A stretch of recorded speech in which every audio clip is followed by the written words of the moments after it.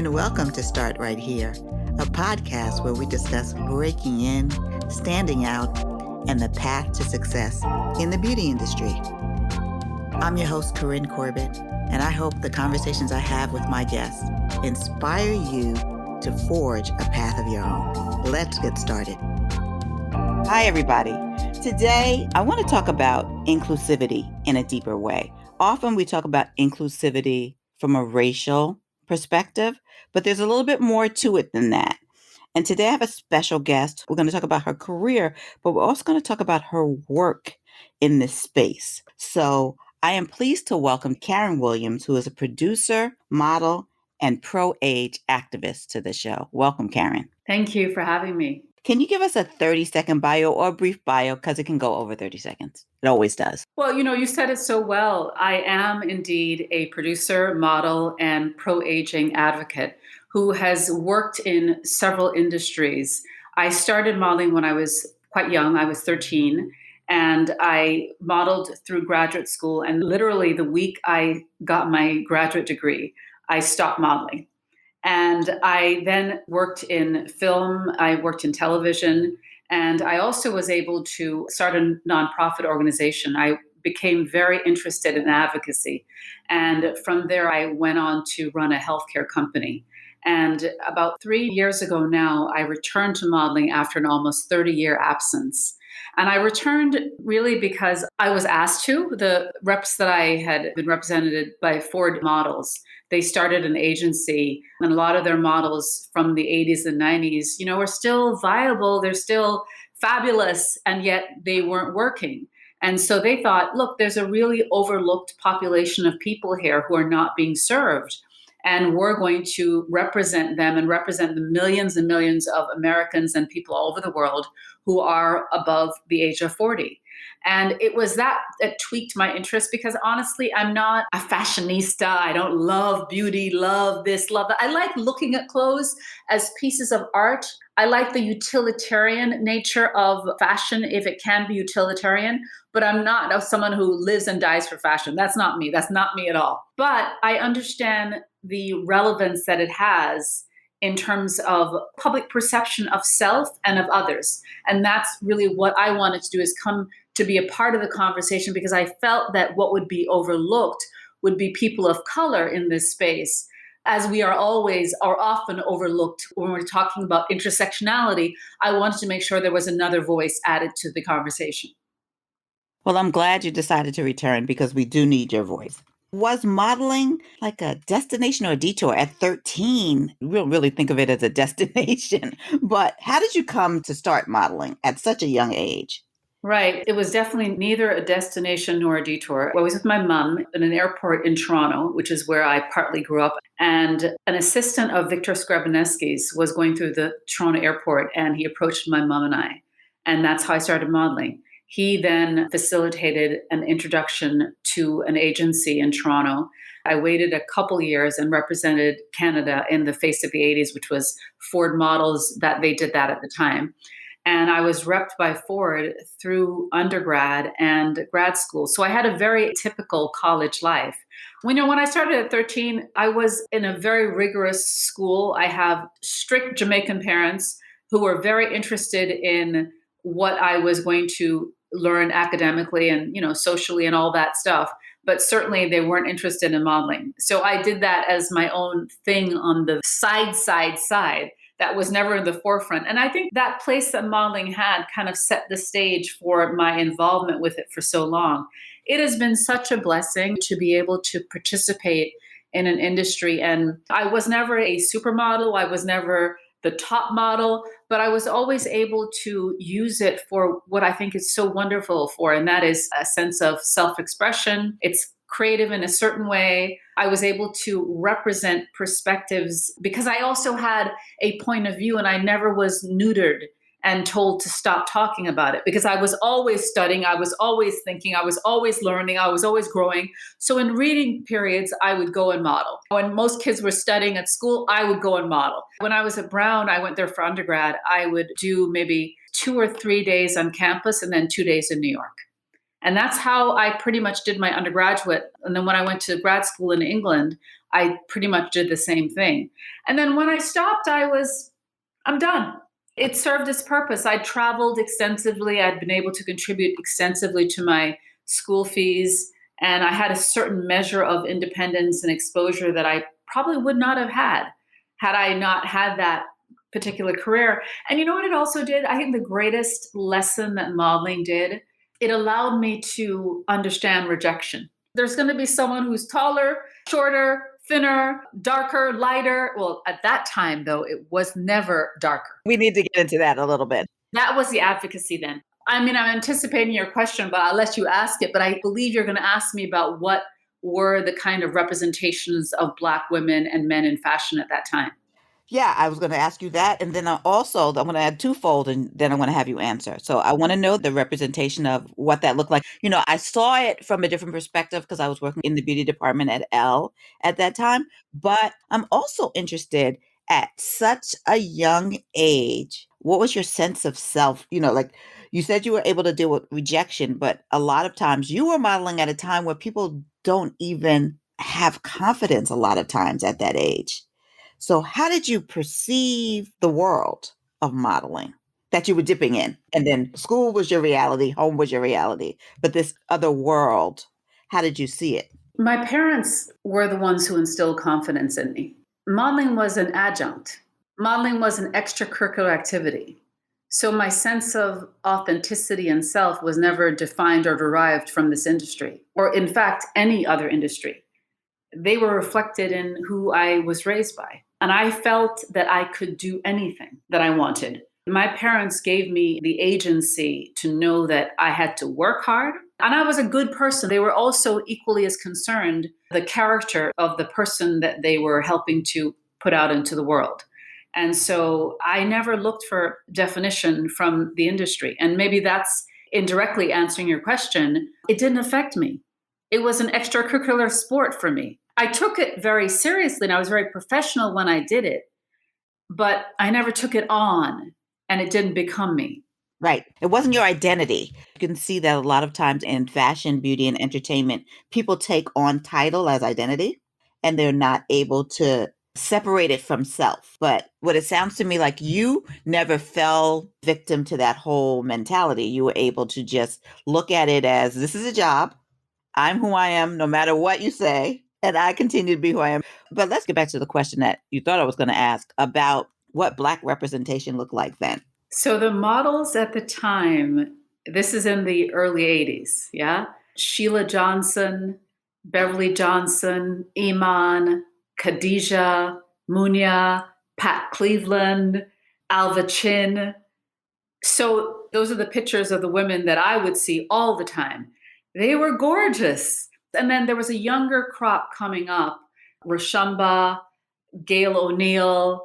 Lana Ogilvy was a little bit younger than, that second wave, so to speak. Cara Young, Karen Alexander. So there were lots of women who I knew of. And interestingly enough, I never worked with any of them because I didn't do runway.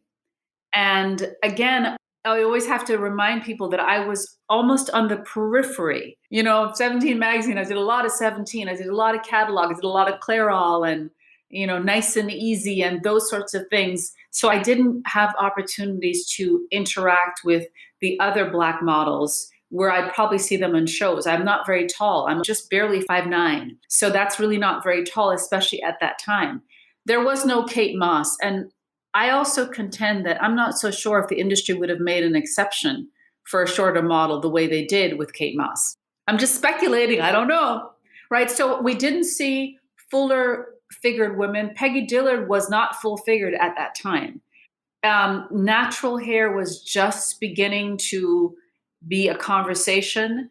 I remember when I started transitioning from modeling and I did more TV, I was often the first to wear natural hair on a soap opera, the first to do it on a commercial for this brand, the first to do it. Was always a series of firsts because that wasn't happening. Now it's, of course, ubiquitous. So the models I could see them doing, a lot of liquor ads, a lot of cigarette campaigns, both of which I opted not to do. And not for any judgment against anyone who was doing it, but you know what? Even from that stage, I was very cognizant of the proliferation of liquor stores and cigarettes in communities of color. And I come from a medical family.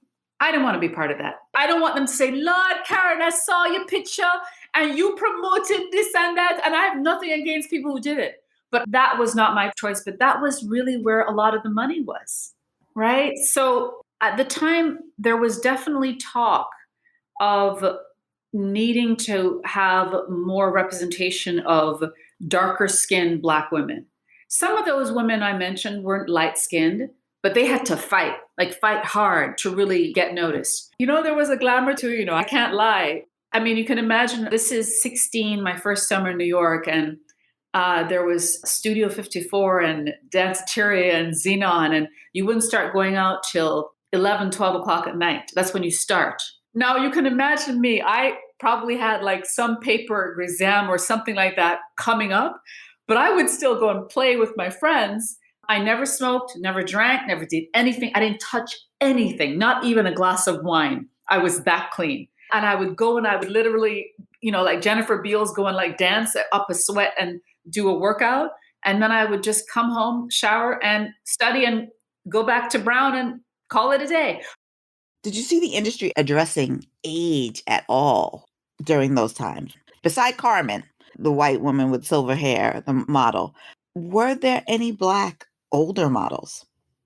I don't recall. But something too, I think that you see what you're interested in seeing.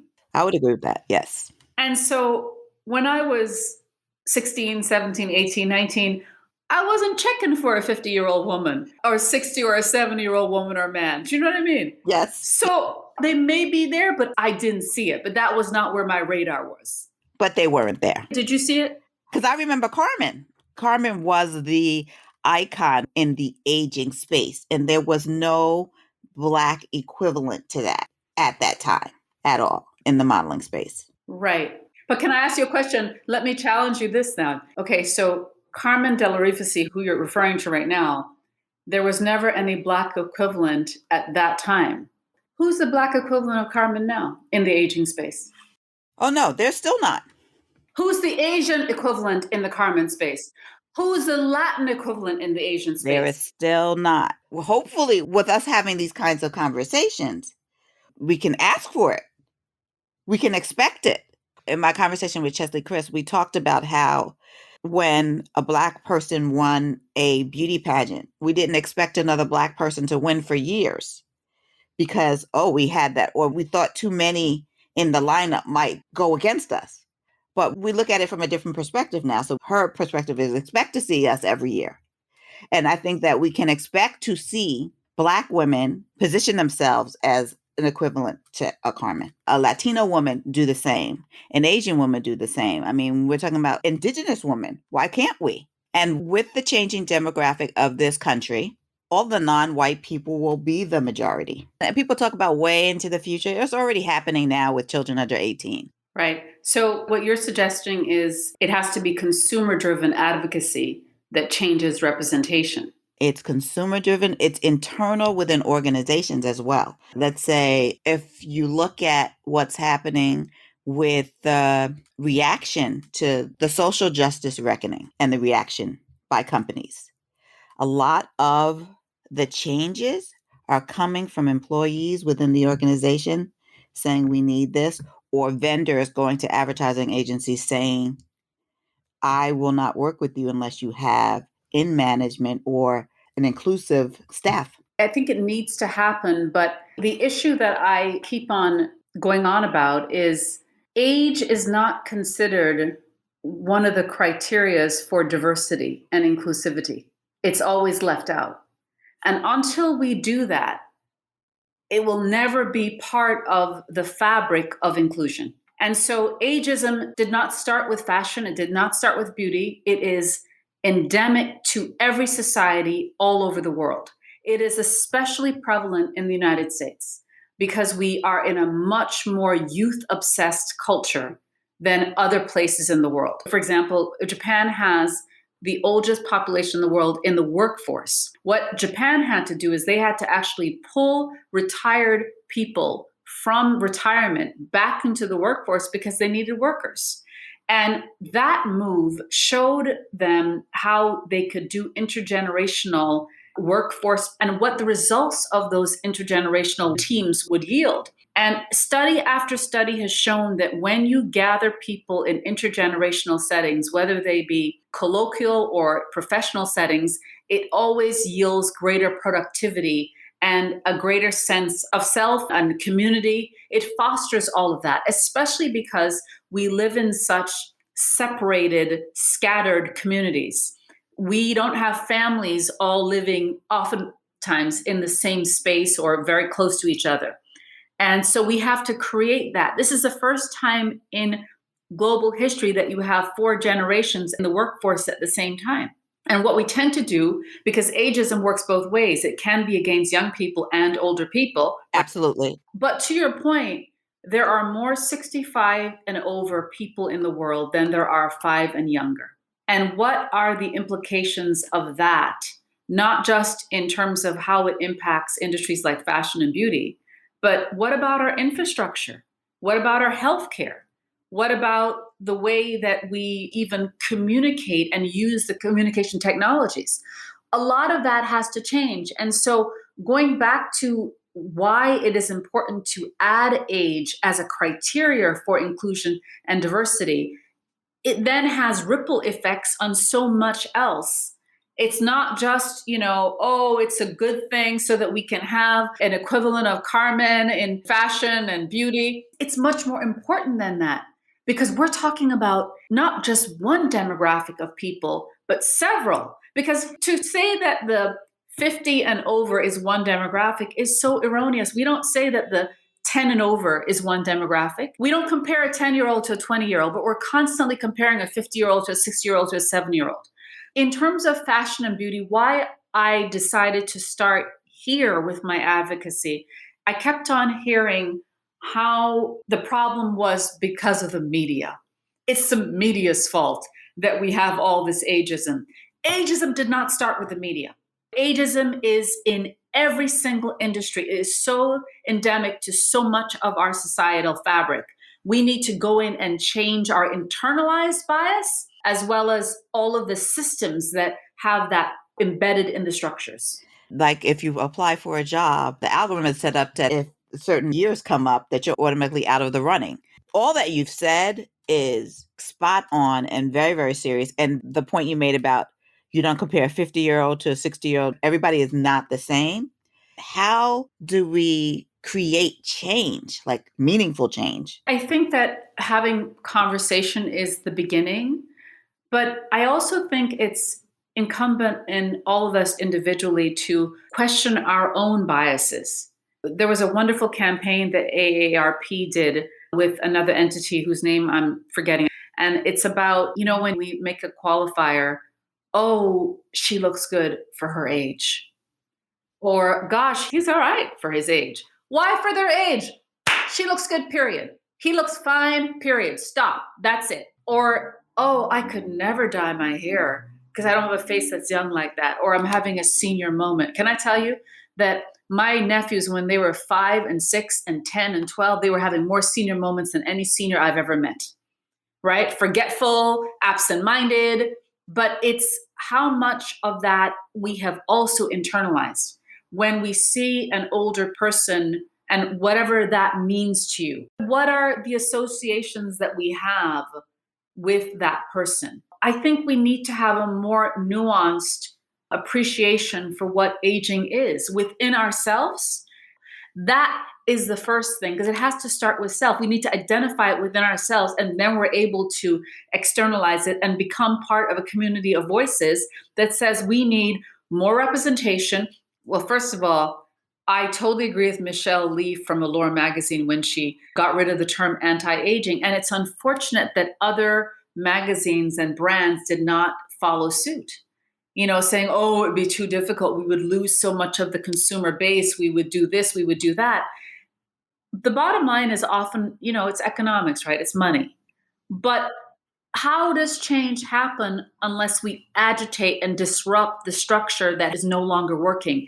And at a time like now, when so much is being upended, everything is being disrupted. If we don't start to incorporate age and ageism, if we don't start to have that conversation as we are having the other conversations in tandem with it, we would have lost this opportunity when the spotlight is on how can we be more circumspect in changing ourselves and our society. Start Right Here is brought to you by Beauty Biz Camp, where we equip and inspire the next generation of industry leaders. Head over to our website, beautybizcamp.com, for more information and sign up for our mailing list so you can stay in the know about our upcoming programming. One of the things that's interesting is when you said the industry responded, we can't do that because we have so much money invested in it. They spent the money investing in convincing women in their 20s and 30s that they were going to get old and it was a bad thing, that they needed to stop it with these anti-aging products that young. And you made people afraid of being older because it's somehow a bad thing. So we've created this atmosphere. But at the same time, we're living in kind of an age of transparency, and younger people look at life differently. There's a brand called Topicals, and the founders are BIPOC. One is Black and one, I believe, is Asian. And they call their acne product funner flare-ups. So acne is not something that you need to hide, and there is nothing to be ashamed of. It's almost like we need to take a page from their book and be loud and be disruptive in that way and push for the change. But we've got to know we want to do it, as opposed to, I don't know about you, but often I'm around people that they buy into what has been said and they start calling themselves old and acting as if their time is over when it's not. And how much of that is because of other people, or is it genuinely that they're feeling tired? Maybe they're just tired or burnt out. Right. But they don't know what it is. So they're thinking, I'm old, so I should just stop, as opposed to stop this and do something else. There's a difference. The visibility issue, personally, I think is different for women of color, for women who are not size 2 or 6. The invisibility factor gets upped even more. And of course, as we get older and advance in our years, which is a privilege to be able to be older. Everyone doesn't get to be older. And it's something that we need to embrace as opposed to run away from. Yeah, I often say that aging is living. And if we're anti-living, then that's the message that we're sending when they say anti-aging. And I think we really need to dismantle this whole idea around ageism. But we have to realize that we're going to be challenging money. The anti-aging industry has made zillions of dollars off of that fear that we've instilled, we've just sucked up. Right. We absorbed it. Completely. And also the pharmaceutical companies have made a mint out of disability. But not to say that we don't need drugs and medicine is not important. It is. But I think that anti-aging and the whole fear-based association with aging and the association with aging and having to have more pharmaceuticals in one's life, that's not the only picture. And going back to, we just need to show a more nuanced view of aging so that it's honest. See, there's a real balance here, right? Between being aspirational and someone who knows all the tricks of the trade. I know all the tricks, and I can work with fabulous teams who can do all the tricks to work their magic. But then I'm always on the other side. Wait a second here. What is the message that we're giving out? That I don't want to be in an arrested development who's defying Mother Nature. First of all, there's nothing that's perfect. And that's a misnomer that we should never propagate because it's a false aspiration to be perfect because it doesn't exist. We need to embrace imperfections. I say, I'm perfectly imperfect. And we should be able to honor our own challenge and others. But again, in a hyper-mediated culture, especially on social media, where so many people can curate these lives and existences of perfection, and I may have access to the tools. I don't use all of them all the time, but there's so many people who are making a living propagating lies. And so they see this wonderful feed of all these perfect, quote unquote, photographs. And you're like, what? You're 60 or 70 or 50 and you don't have this, so that you're so happy, you're so this, you're so, but that's the lie they're selling. That's the wonderful picture they've curated. And it's great that they're able to have access to the tools. But at what point do we have almost a responsibility to come clean? And it allows other people to also see our humanity in a sense and connect, because we're all flawed. And that should be okay. What's wrong with wrinkles? We were told that we shouldn't have them. That's what's wrong with it. But there's nothing wrong with them. It is filtering out the noise, because a lot of those kinds of messages are noise.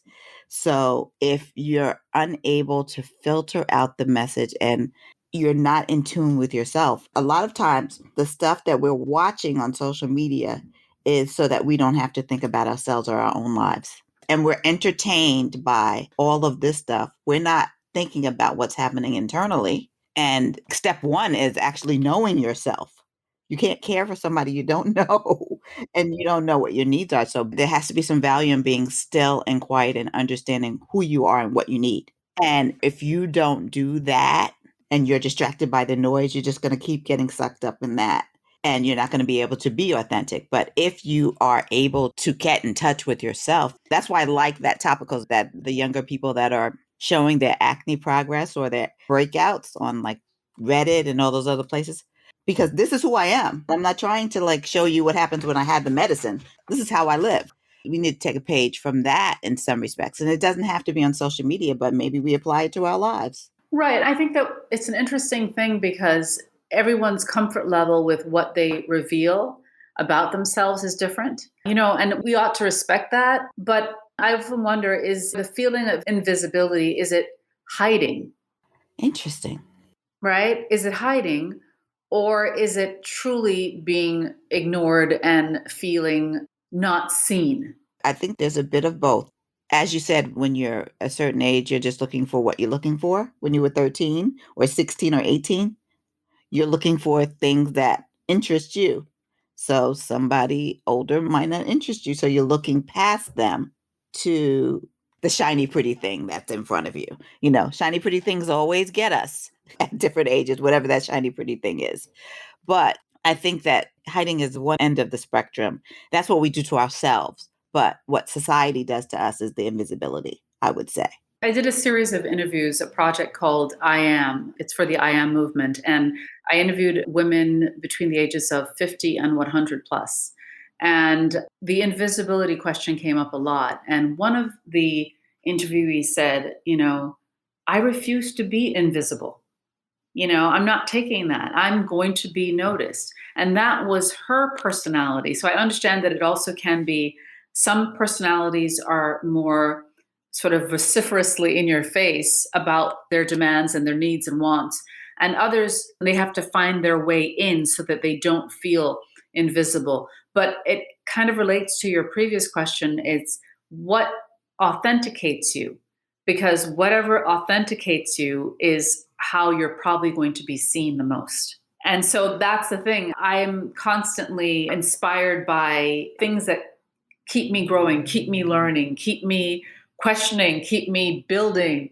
And that I feel like is a lifelong quest and journey. And for the people who are my elders, who I've been sitting at their feet learning from, I've seen them do the same thing, so that I've seen them reinvent and reimagine and explore and dream and grow, even when their bodies maybe, going through changes, or they've encountered different setbacks. They've been able to go through this wonderful series of reinventions and reimaginations, and their curiosity doesn't age.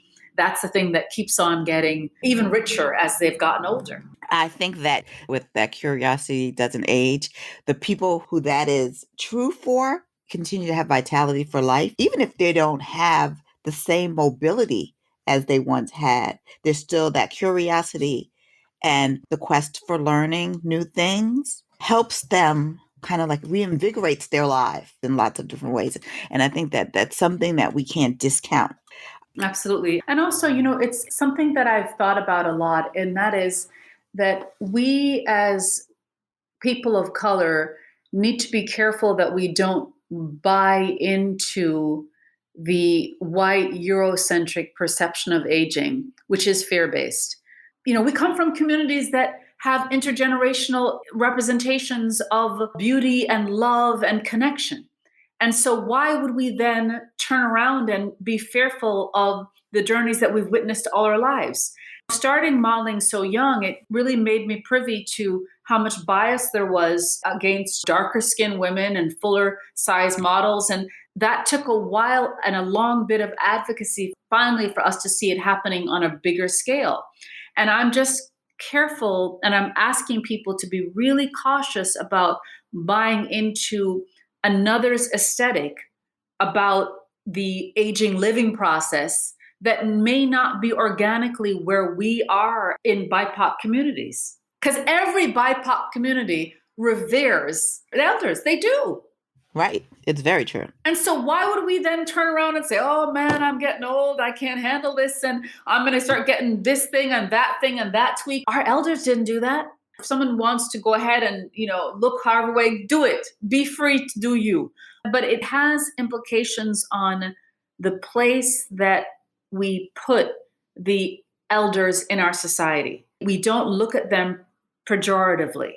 We don't discard them and want to hide them. We want to engage with them. We want to have exchanges with them. We want to love them up and respect and revere them. And also that we appreciate and cherish their contributions to our lives. Can you tell me a little bit more about the I Am Project and what you're doing with it? It's a fait accompli. So there's a photographer, her name is Angelica Butner. She started to take photographs of women who were over 40 initially, but ended up being over 50 really, nude photographs. So there aren't nudes. And she is a fashion photographer who noticed the absence of unphotoshopped images of women, and especially older women. And she wanted to say, well, wait a second, that doesn't make any sense. We need to find beauty in mature faces and mature bodies. So she then started in Europe. She's from Germany and was living in France at the time, and started to photograph women there. And of course, when she relocated to the United States, found a very different reaction because, of course, nudity is perceived differently here than it is there for the most part.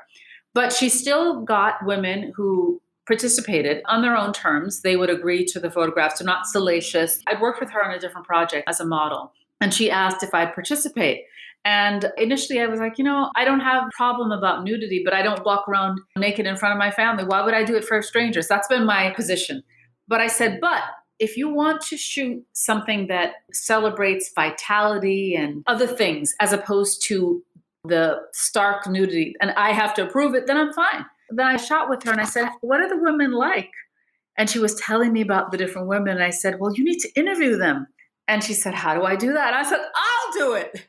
And that's how it started. It was very low tech the whole time, and low tech by design because we wanted to preserve the intimacy. The sessions were just between Angelica and the woman. And so to bring in another element would lose potentially that intimacy. So we shot with an iPhone. We have a little bit of external mic, and it was just Angelica with the iPhone and me having conversations with women. I never met them, never knew anything about them. I didn't want to, because I wanted to document an exchange between two women, both different ranges over 50, but it really being an organic conversation that was unscripted.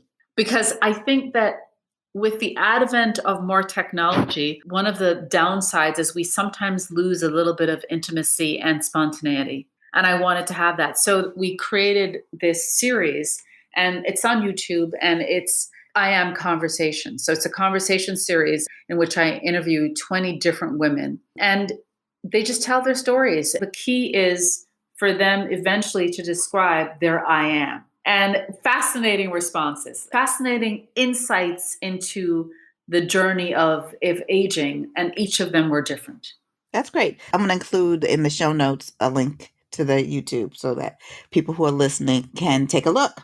Let's talk a little bit about gray hair, because the reason I discovered you is because Robin Lee put your article up and I was like, I need her for my podcast. And someone had interviewed you at Vogue about your advocacy, but also your hair care, like what you do to maintain your hair.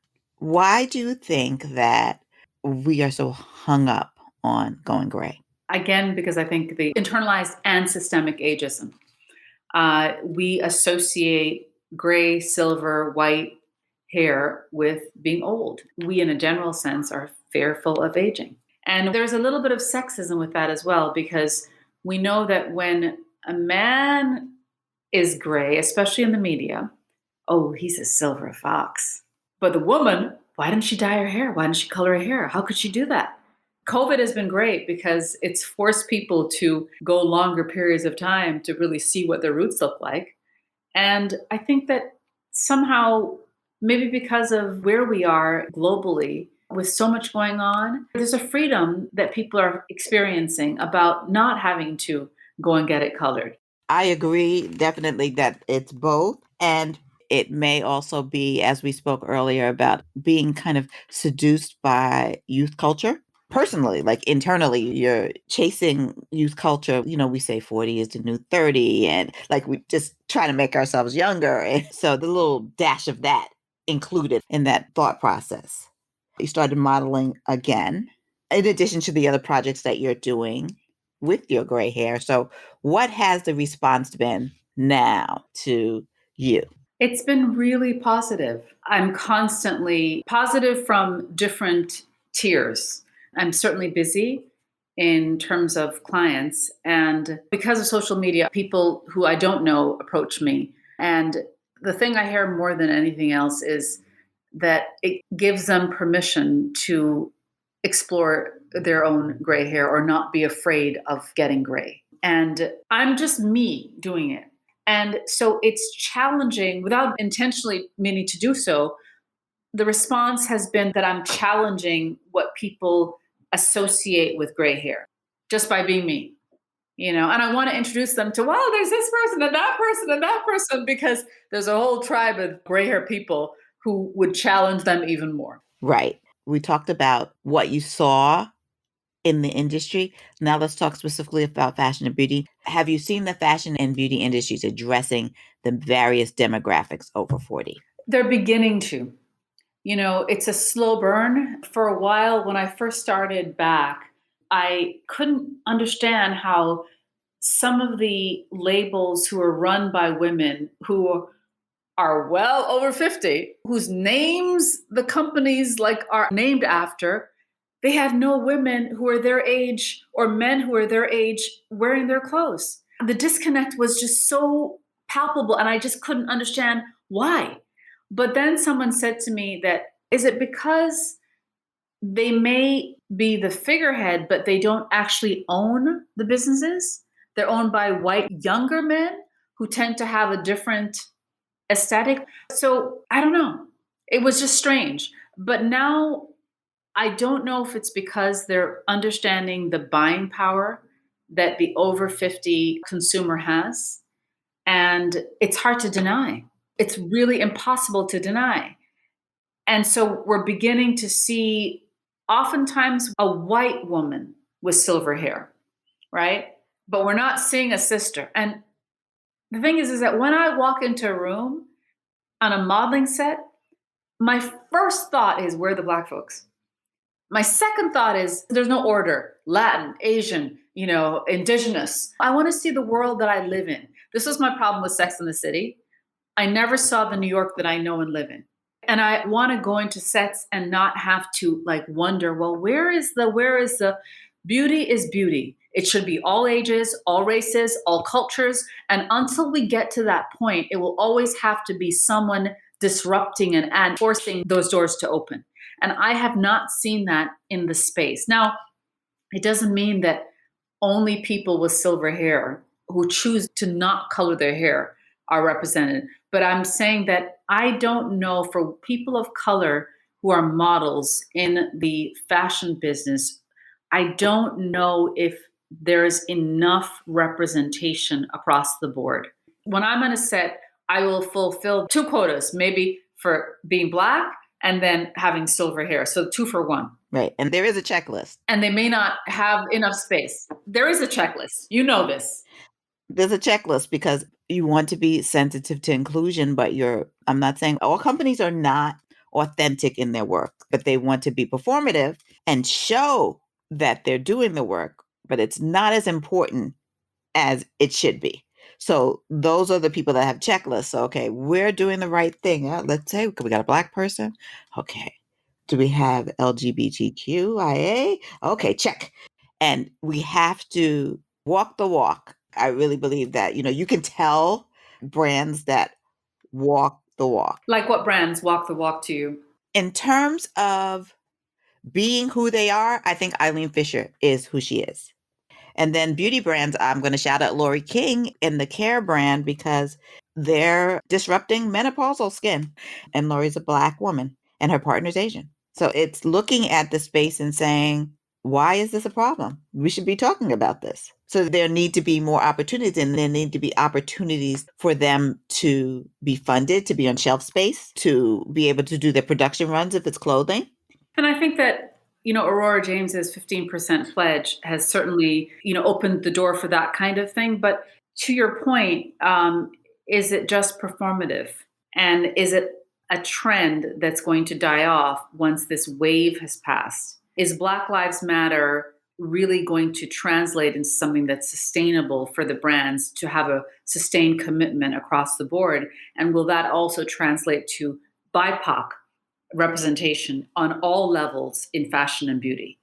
And then we won't have to have this kind of conversation. We can just talk about beauty in a very general sense. Right. I just listened to a talk Aurora James gave to Harlem's Fashion Row. And I was very impressed by the auditing that she's doing of the people that have set up to be part of the 15% pledge. And she talked about how Yelp wanted to do it. And they might not be a traditional company, but they figured out a way in which they could be part of it, which I thought was really interesting. But she's looking at it as a long tail thing. This is not a one and done thing. This is long tail. We're going to be looking at this over the course of many years to see your trajectory and to see if you fulfill what you've set out to do.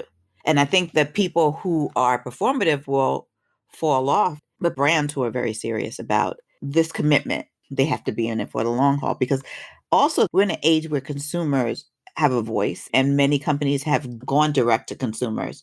But what I'm surprised at, and I've been waiting for, again, age to be included in that conversation. So I don't see Aurora James talking about age. No. And so it's the one ism that impacts every single race, every single person. And yet it is probably the most overlooked ism. And I'll just wrap this up by saying that if we figure out a way to make age a very central part of our inclusivity and diversity conversations, we'll probably also, just by definition, or by default rather, address ableism. Because the connection between ageism and ableism is tremendous. If we create systems and structures and societies that are good for people to age in place, generally speaking, those are places that have looked at ableism and disability and says, we're going to figure out how to make this work. That really made me think about fashion and beauty companies are being challenged by their websites by people who may not be able to see, who may have visual challenges, who may have auditory challenges. And even fashion companies are being challenged by people who have adaptability challenges. And then there's a litigious part of that some people are suing these companies who are not making their wares, their sites, their information available to all communities. So there is something to be said about how we think about inclusion going forward. Absolutely. This is that we need to expand the definition and think more broadly. Absolutely. So what do you think about how gray hair shows up in different generations? Well, to me, it's been really interesting to see the younger generation, a lot of them adopting gray hair as a style statement. So, you saw Kim Kardashian with it, you saw Kelly Osbourne, and I don't know if they were dyed or extensions or whatever that was, but they in many ways made it fashionable. And what I saw a lot happening was a lot of people who are older, it kind of gave them permission to celebrate their own grace. So we're actually learning inversely from a generation in a way that was unexpected. This is the kind of intergenerational cohesion and exchange that I think is so important. We are living in a time when the younger generations have been the ones to push for the Me Too and Occupy Wall Street and Black Lives Matter. We've certainly done other things, but they've been the ones at the forefront. And even in the silver movement, if you will, to say that it's a style and to give older people permission to celebrate themselves and to show up as authentically them, that's been really interesting to me. So for those of you who listen to this podcast or not, I usually ask about products, but this is not that conversation. We're not asking about products today. I think it would be disingenuous for us to go into that space just because of the quality of this conversation and the subject matter. And I really want to just keep it as that. I want to thank you so much for just your thoughtfulness, your ability to make me think about this whole notion of inclusion differently. It's almost like pushing even me forward in thinking about the demographics over 50, because I don't want to say older people anymore. It's like I have a whole new way of saying things. And one of the other things that struck me is, are we hiding or are we invisible? Like that's deep. So there's a lot. And even if you are not 40 or near 40, this is a conversation that you should still be interested in, because if you're fortunate to reach this age, you're going to want to refer back to it. Absolutely. It's a privilege. Living is a privilege.